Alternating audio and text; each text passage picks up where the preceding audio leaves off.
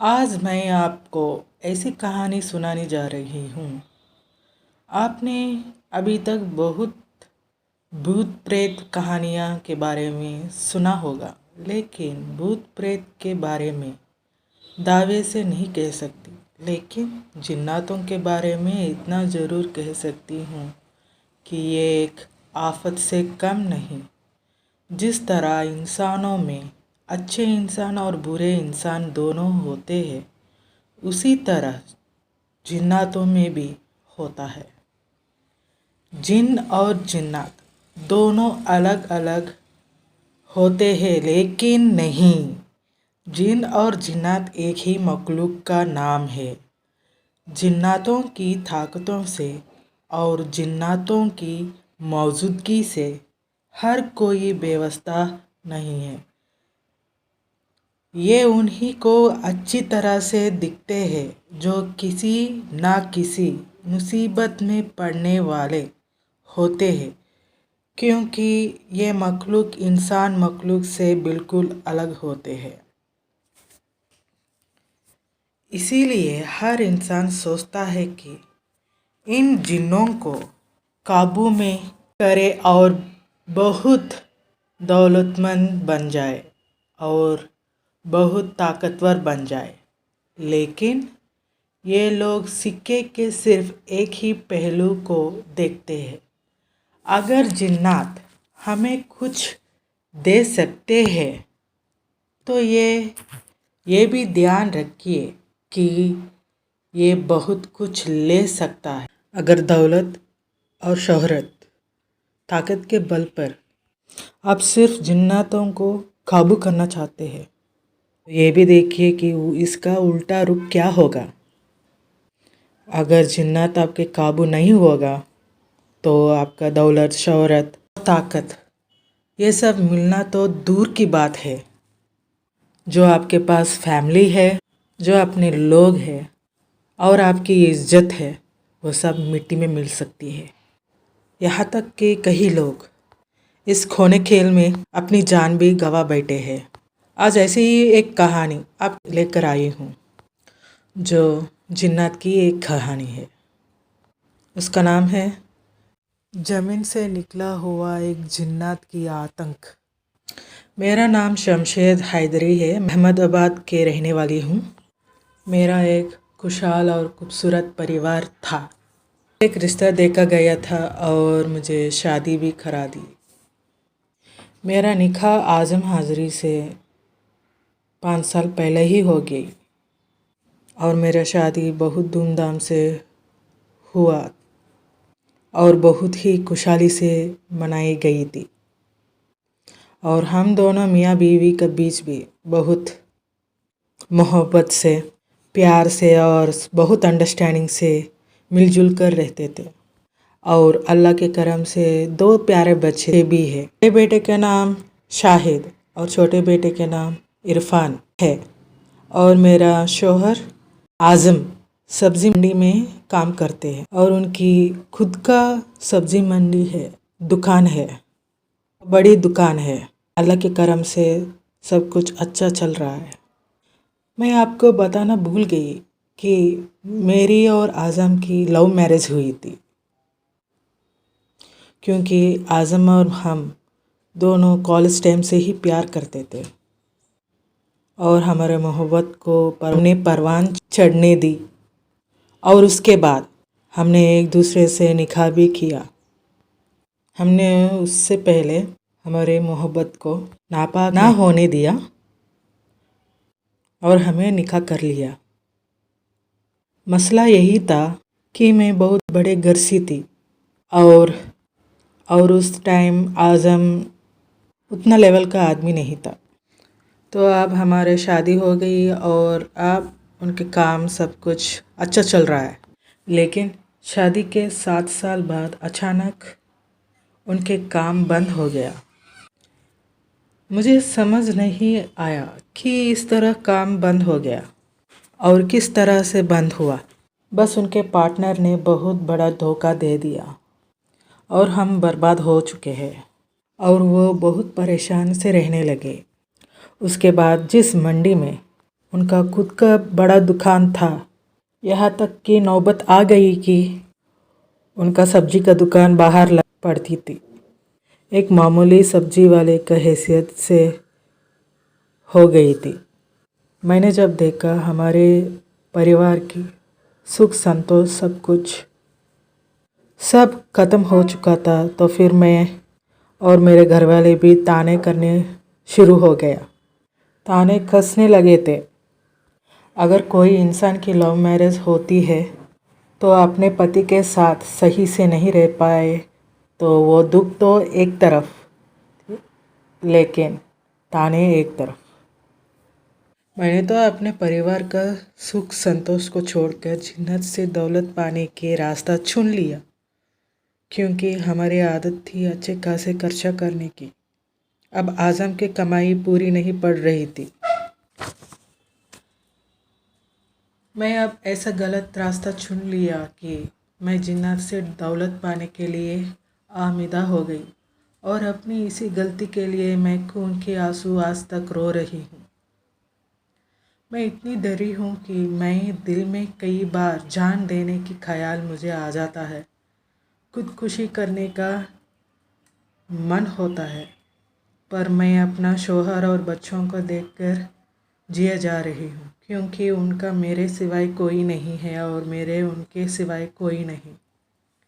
ہمیشہ میری چھوٹی چھوٹی ضرورتوں کو لے کر اعظم سے جھگڑے ہو جاتی تھی اور بحث بھی، کیونکہ آپ کو پتہ بھی ہے کہ گھر صرف پیار سے نہیں چلتا، یہ سب صرف فلموں میں اور سیریلز میں چلتا ہے، حقیقت میں نہیں۔ اور میرے اسی جھگڑے سے تنگ آ چکی ہوں، اور میرے اسی زیادہ دولت پانے کے بھوک کا فائدہ ایک جنات نے اٹھا لیا۔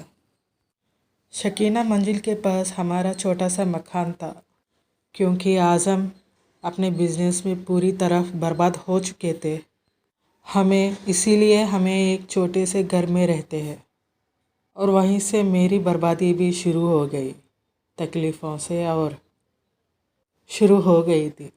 تقریباً نکاح کے 7 سال بعد سے ہی مجھے رات کے سناٹے میں ایک بزرگ پہاڑی انسان کی آواز سنائی دیتی تھی۔ دن پر دن یہ سلسلہ بڑھتا گیا، اور اس نئے گھر میں اعظم سے بھی کہا کہ مجھے یہاں عجیب اور غریب کے خواب آتا ہے اور عجیب عجیب آوازیں بھی سنائی دیتی ہے، لیکن اس نے کہہ دیا کہ یہ میری وہم ہے، اور اس نے یہ کہا کہ تم زیادہ سوچو مت، تم یہ سب زیادہ مت سوچا کرو اس بارے میں، ورنہ اور چیزیں بڑھتی جائے گی۔ ایسا کہہ کر اس نے میری بات ٹال دی۔ ایک رات جب اعظم کام سے باہر گیا تھا، کہیں باہر گئے تھے، اور بچے میرے بھائی جان کے گھر گئے تھے، تب اندھیرے میں ایک پرچھائی میرے پلنگ کے پاس کھڑی ہے اور مجھے پکارنے لگی۔ میں چیخنا چلانا چاہی، لیکن میری آواز حلق میں ہی اٹک گئی۔ میں تھوڑی دیر میں ہمت سمیٹی، جان مار کر چیخ لگائی۔ گھر پہ تو کوئی نہیں تھا، لیکن ہماری پڑوسن ساجیہ دوڑ کر چلی آئی۔ میرے ساتھ ساجیہ کو بھی وہ پرچھائی دکھائی دی، اور وہ وکرال پرچھائی ساجیہ اور میرا نام پکاری۔ سمجھ میں نہیں آ رہا تھا کہ اس پرچھائی کو ہمارا نام کیسے پتہ چلا، اور یہ ہمیں کیوں پکار رہی ہے۔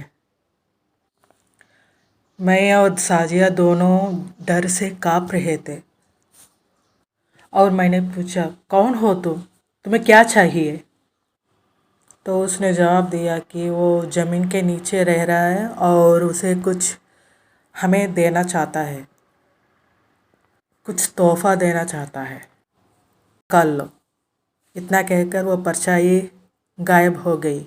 میں نے کئی سیریلز اور سنیما میں دیکھا کہ جنات کوئی تحفہ دے کر، دولت دے کر اور خزانہ دے دیتے ہیں، تو میرے دماغ میں وہی خیال آئی اور اس پرچھائی کو جنات ہی سمجھتی تھی، اور میں نے یہ سوچا تھا کہ شاید اوپر والا نے میرے پر مہربان ہو گئے اور اس جنات کو میرے سامنے بھیج دیا تھا اس خزانے کا پتہ دیکھ کر۔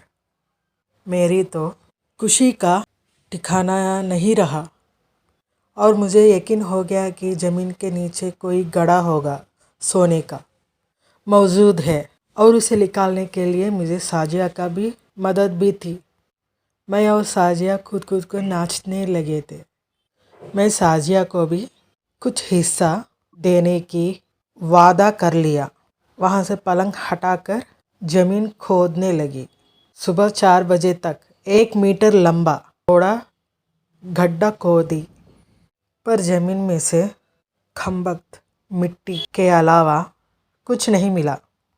مٹی اور پتھر کے علاوہ کچھ نہیں ملا۔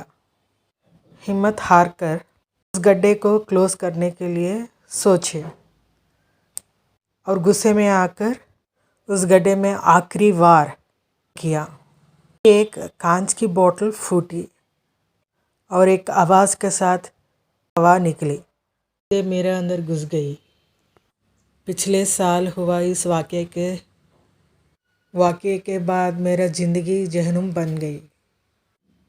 اس بات کو 1 سال ہو چکا، لیکن میں تبھی سے بہت پریشان ہوں۔ میں کتنا بھی کھانا کھاؤں پیٹ نہیں بھرتا۔ مجھے نشہ کرنے کی دل کرتا ہے، اور خون کی گند بہت اچھی لگتی ہے۔ لوگوں سے ملنا جلنا بے حد ناپسند ہے، اور لوگوں سے ملنا جلنا بند کر دی۔ بار بار خود کو مار دینا جی کرتا ہے۔ اور میرے پڑوسن شازیہ بھی اس شہر چھوڑ کے چلی گئی۔ اچانک شہر چھوڑ کے چلی گئی۔ میری اس تکلیف سے اور میری یہ تکلیف کے علاج کے لیے میری امی درگاہ کے دھاگا اور سب باندھ کر علاج کے لیے مدد دیکھ رہی ہے۔ اعظم بھی دن میں 3 بار فون کرتے ہیں میری طبیعت جاننے کے لیے، لیکن کیا کریں اور انہیں کیا کہوں کہ میری لالچ ہی سب سے بڑی غلطی تھی، اور وہی میرے دشمن بھی بن گئی۔ درگاہ کا دھاگا باندھنے کے بعد وہ پرچھائی دور کھڑی تھی اور مجھ سے یہ کہتی ہے کہ وہ دھاگے کو نکال کے پھینکنے کے لیے، لیکن مجھے ابھی بھی اس جنات کی حاضری آتی ہے، اور ابھی بھی اپنے آپ کو مار ڈالنے کا جی کرتا ہے، لیکن میں کیا کروں؟ میرے آدمی اور میرے بچوں کی وجہ سے میں مجبور ہوں۔ میں خود کی جان بھی نہیں لے سکتی۔ میں یہ سٹوری اس لیے کہہ رہی ہوں کہ میرے جیسے غلطی کوئی بھی نہیں کرے، نہ ہی کرے تو اچھا۔